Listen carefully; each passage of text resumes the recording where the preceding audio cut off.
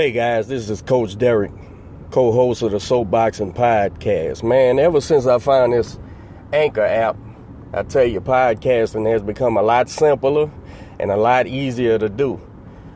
They distribute the podcast over several platforms, and you have to do no work.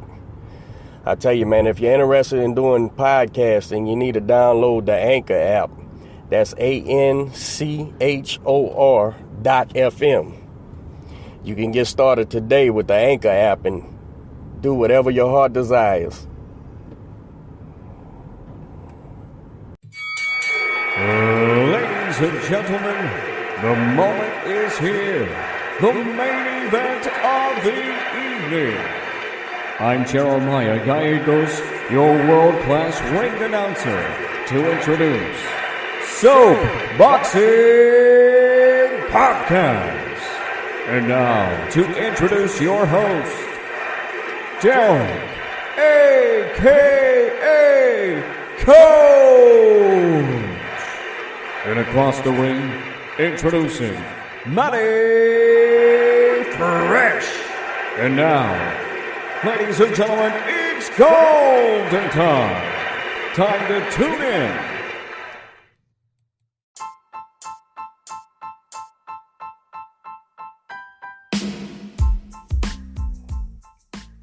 Hey guys, this is Coach Derek. I want to give a shout out to our new sponsor, Pueblo Boxing. Y'all be sure to check out Pueblo Boxing. They have unique and high quality boxing gear and novelty gifts. You can find the gear at soloboxing.com. That's SOLO boxing.com. Check it out, man. They do quality work.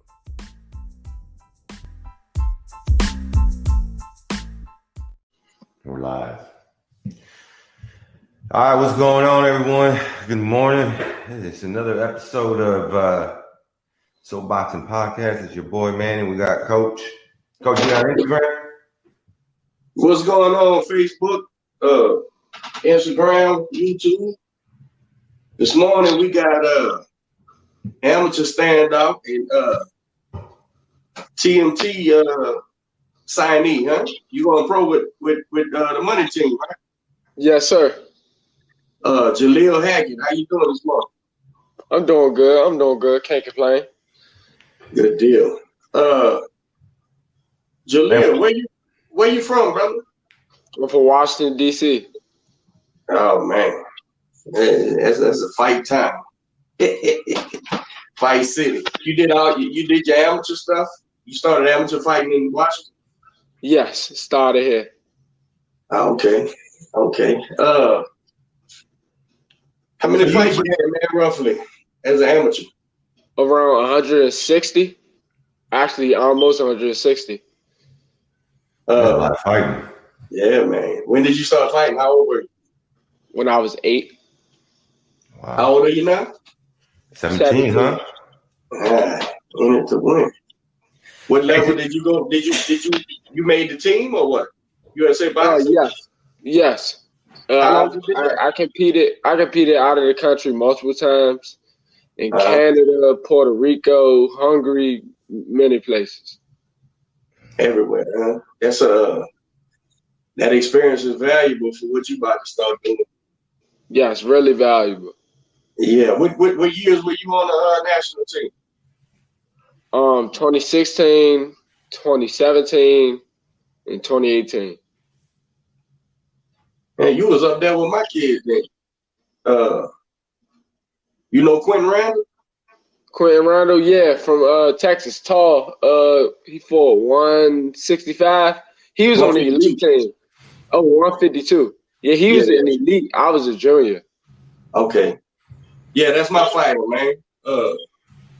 I developed him from the ground up, starting in 2012. And he made the team, I think it was 17 and 18, I think. I ain't got no good memory. So you was traveling, going out of the country. How did you like that, man? Did you enjoy it? It was a great experience, not only as a fighter, but as a young teen, going to places that I never thought I would be able to go.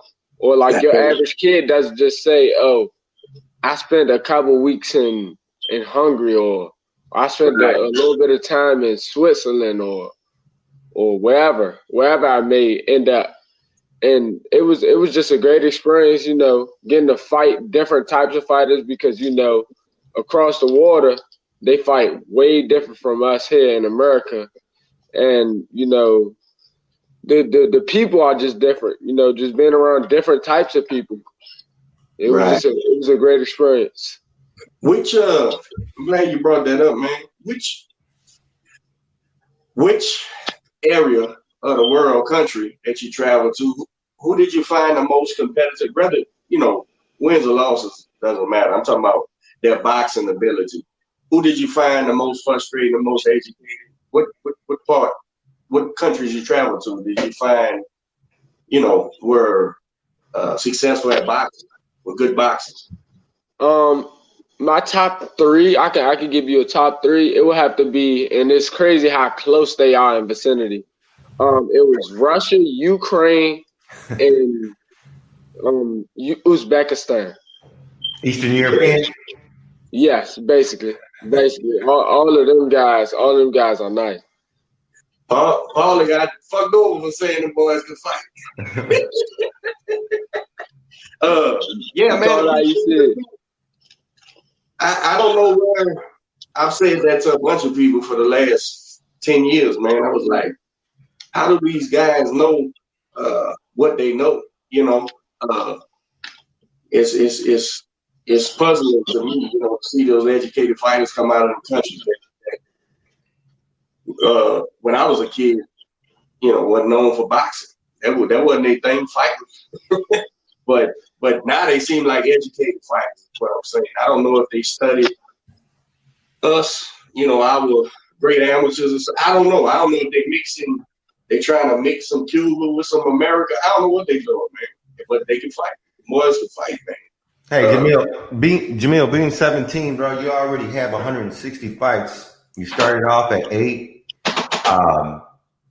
Why boxing? How did you get into the sport? It was more so of I'm going to try it, just something to do, because originally I played football, and boxing was more so just something to do while the football season wasn't going on. And after 2 years of doing it just a little bit, I was like, man, I should try to take this serious. And I took it serious. I got better. And then after my 11th birthday, I said, I don't want to play football no more. I just want to do strictly boxing. And the rest is history. And what did mom and dad say when you came home and said that? Were they supportive? Were they excited? At first, mom was like, nah.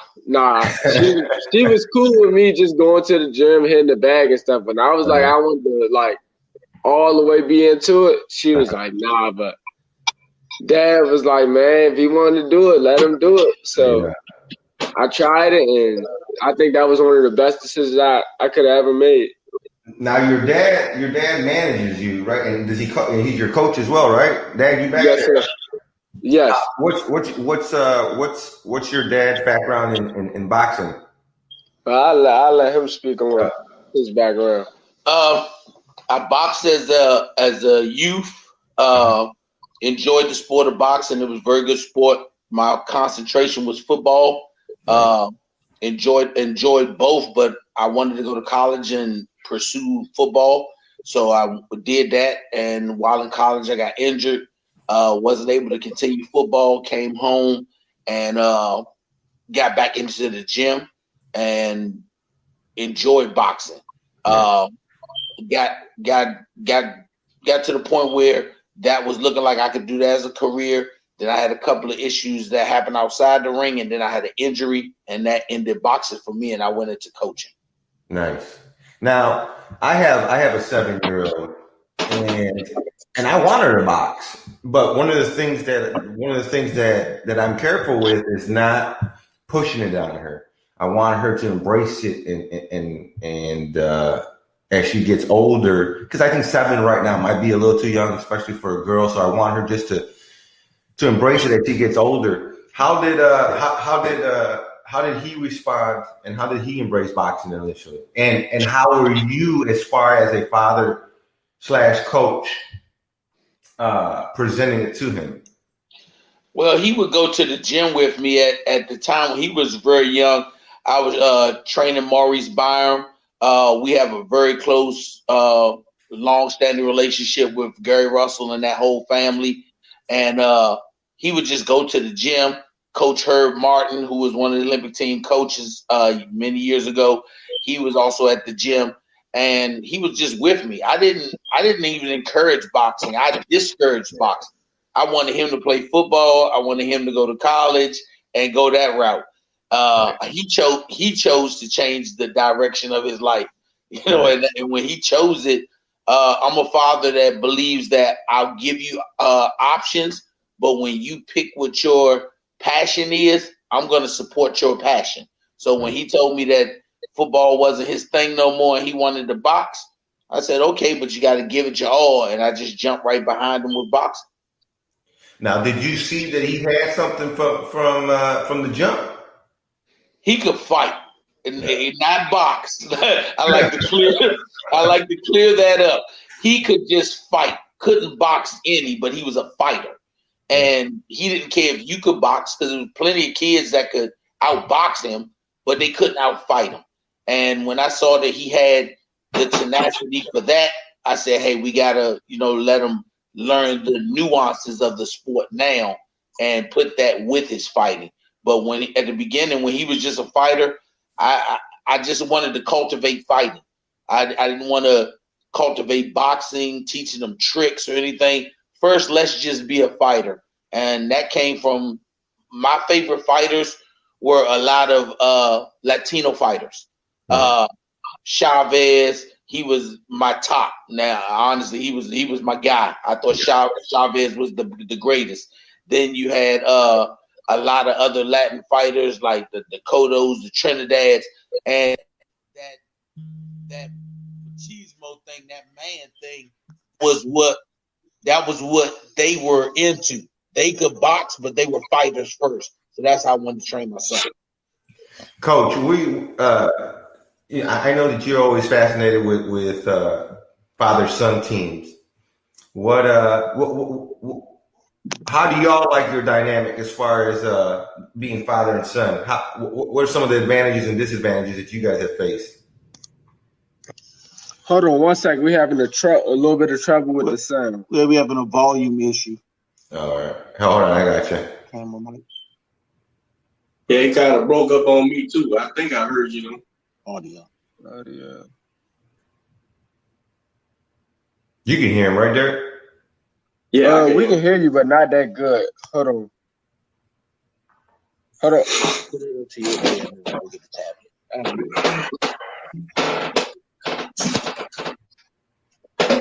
Hold on, we're about to try and leave and join back. All right, sounds good.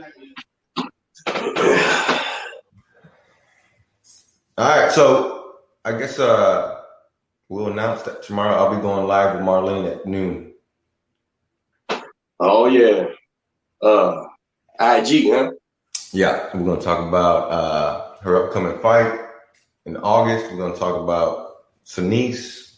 We're going to talk about the weather. Yeah, you need to get her on, man. There we go. You can hear good? Yeah, I can hear y'all now. Perfect. That's normally, if something happens, just hop off and hop back on and straight out, whatever the reason is. Okay. No, it was when you got the phone call, it messes up the audio. Okay. Oh, yeah. If a call comes in, it's over. Yeah.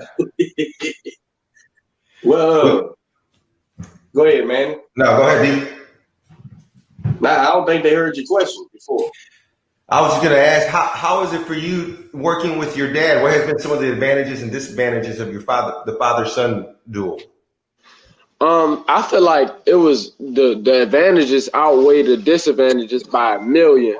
Mm-hmm. But one of the main advantages of having my dad as my trainer was we're together all the time. And some people may look at it as a disadvantage, but I looked at it as an advantage. we always, I ain't saying we're always talking boxing, but it's like we always